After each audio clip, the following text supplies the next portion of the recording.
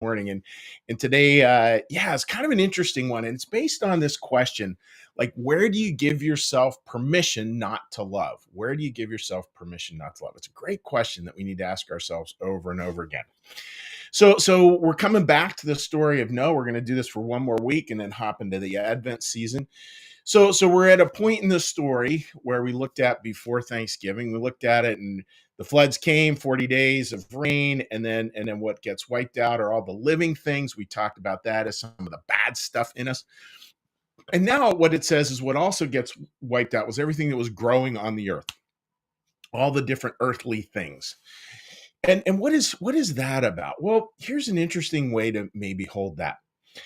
Emmanuel Swinburne would ask us just to picture this, just try this out. That maybe those are the things we create, our man-made things, and we could look at that in many different ways. When I'm choosing to look at it today, man-made things in terms of our own man-made judgments about other people, judgments where we're absolutely certain.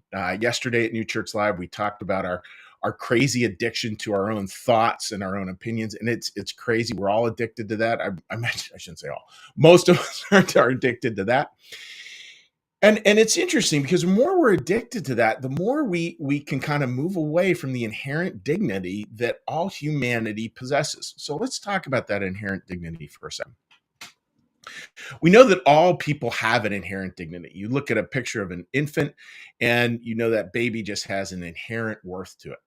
And yet we forget that over time because people hurt people. That simple. People really do hurt other people. People make bad decisions.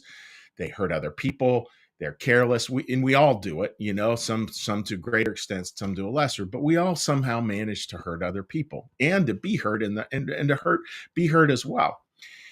So that moves us away from inherent dignity. And then we start, instead of inherent dignity, we start to slide over to this idea of, well, actually, that person doesn't deserve love. Again, I love that question. Where do you give yourself an excuse not to love? And I think that's a great question for us all to ask, because that's a shift away from inherent dignity. It's a shift away. Yeah, these people over here deserve love, but over here, not so much. Now, does that mean that there can be no accountability? Obviously, there must be accountability. People make bad decisions. There must be accountability. But it's this. Listen carefully to this phrase here. It's accountability without contempt. Yep, the person has to be accountable, but there's no contempt to it. There's no seeing them as less than. It's seeing their actions as less than, clearly, but it's seeing their inherent dignity and their inherent worth. Because here's the crazy part, folks, that I read this morning as I was getting ready for this, and I thought, wow, that's a really profound point. And it was a book reading up on a book talking about the dangers of narcissism. And I think we all have certain parts of us that are very ego driven and sort of bend that way. Some people more, some people less, but I think it's a pretty common human trait. And one of the challenges when we really get ego driven, really get self-serving, and I love the way the author put this, we come to believe that nobody can be better than who they currently are. I'd never heard it phrased that way. Because we think of ego, we think of judgment and crazy judgments about people. We think of sort of putting them down. But part of putting them down is this belief that they can never be raised up, that they can never be better than who they currently are. That's dangerous thinking. That's really challenging thinking. And so how is it that we get back to, this inherent dignity? Well, we just understand we're all brothers and sisters made in God's image and likeness. I mean, that's just what it comes down to. And our man-made creations, our judgments about other people, they will inevitably be destroyed. They're just because they're not true. They will not hold up to the test of time. On occasion, could we make the right judgment? Maybe, but it's that famous old saying that even a clock that has stopped tells the right time twice a day, which is a great quote. Which is true. Yeah, sure. You may luck out and have guessed something right, but most of the time we don't. And our job should be that discovery of the inherent dignity in our brothers and sisters. Now, again, that means it has to be accountability, but it's accountability without contempt. And it's as well this rock core conviction around hope that, yeah, and they can be better than they currently are, and we can be better than we currently are. Like that's so much of what hope is that we can grow and change and shift. And when we judge other people, we freeze them. We're like, they can't change, they can't shift. No, and maybe sometimes they can't. Maybe sometimes in this life, that's going to be an impossible task. But I do believe, and I really do believe it's part of holding on to hope as Christians is this belief that, yeah, people can change. And that's why Jesus, again, he's always breaking the model, right? He's always breaking the mold. He's hanging out with all kinds of people he should not have been hanging out with. People who there was constantly this, oh yeah, there's somebody with an excuse not to love them, and you can fill in the blank for yourself there, whoever them is for you. And as well, these people where people are like, oh, they can't ever be better than who they are. They can't be better than a prostitute, or better than a tax collector, or better than this, better than that. And Jesus is constantly saying, be careful. They all possess an inherent dignity. And that's what we want to be leaning towards. So, folks, to take away for today is really ask yourself very candidly, where do you give yourself an excuse not to love? And where have you frozen someone in this belief that they can never be better? Now, they may not be better in your lifetime. I don't know, but just it's the idea we want to get rid of. We want to get rid of that idea. And the positive side of it is we want to lean as much as we can into the inherent dignity of all human beings. That's part of that's part of this flood story, is wiping out those judgments so that we can be free for a new beginning in life. So, friends, that's my thought for today. I hope that makes sense. So, what we are doing is we're going to now take a look at, we will be taking a look at our commentary. We take a look at my Facebook page and New Church Live's Facebook page. We'll be reading some comments off of there if you care to leave one. And again, most people leave comments later on, sometimes days and weeks later. That's totally fine if that is you. And between that point of reading the comments and this point right now in our little program, what we do is we do a little meditation, we do a little prayer, and we do a little blessing. So with that, friends, I'd ask us all to get a big breath.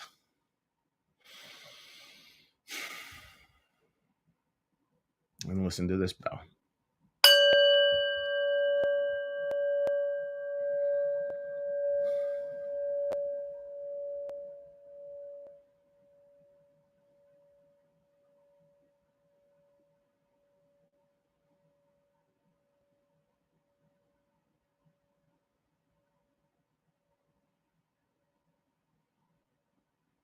Be still and know that I am God. Be still and know that I am.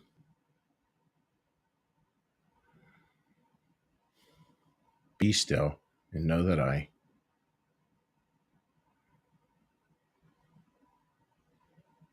Be still and know that. Be still and know.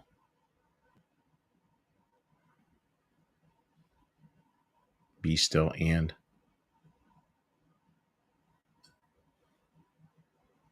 Be still.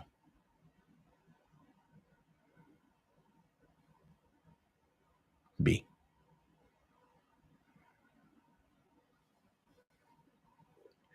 Our Father, who art in the heavens, hallowed be thy name.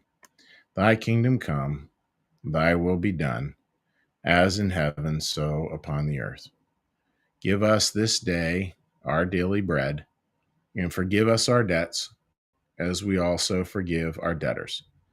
And lead us not into temptation, but deliver us from evil. For thine is the kingdom, and the power, and the glory forever. Amen.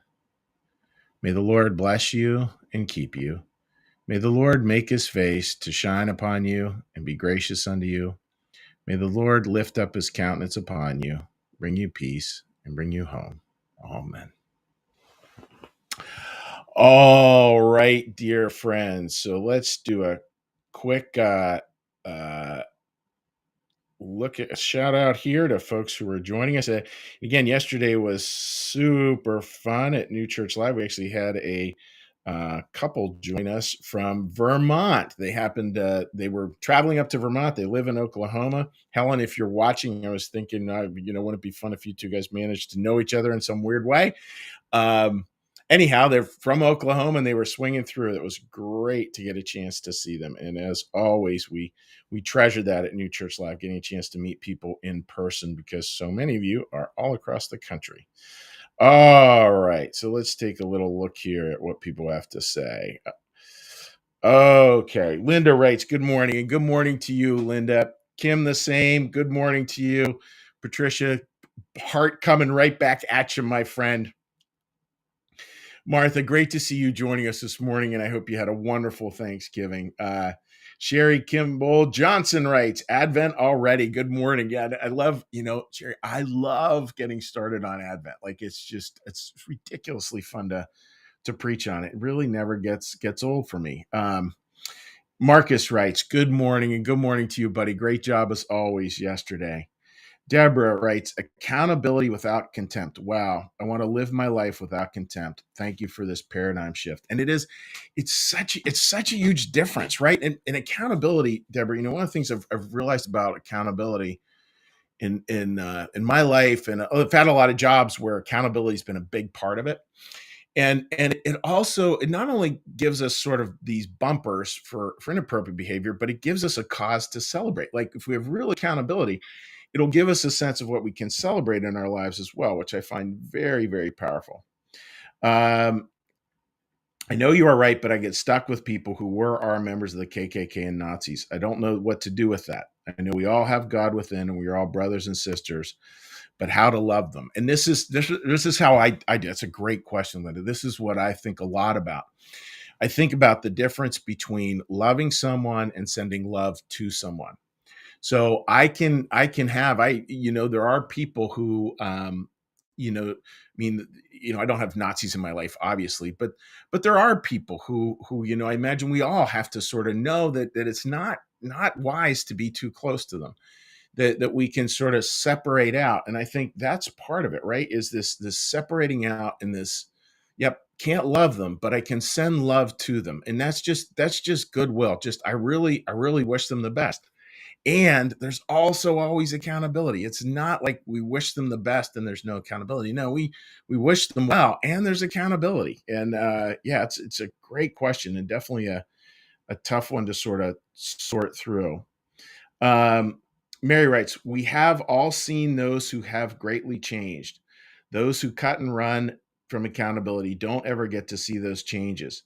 It's a belief that it's safer to run than facing the truth. That is so well said. Very, very well said, Maria. And just a shout out to some other people who are joining us. I see another Mary on there. Betty, hello to you, Betty. Pat and Donna as well. Great to see you folks joining us. Oh, wait. I want to hop on to make sure I hop onto my bed here. I want to make sure I hop on to anyone who's hopped onto my page real quick. If you're tuning out, I totally get it. Let's see here. A couple of comments there. Melissa writes, wow, great thought for today. Wish everyone tried to bring out the best in others. That's really it. Again, positive side of accountability there. Carl from California writes, bonjour, love and prayers flowing to you and all from 3,000 miles away. And same to you too, buddy. And Darlene gives us a quick little smile and a good morning. Good morning to you, Darlene. So friends, take care. Wishing you all the best and we will see you tomorrow. Bye-bye.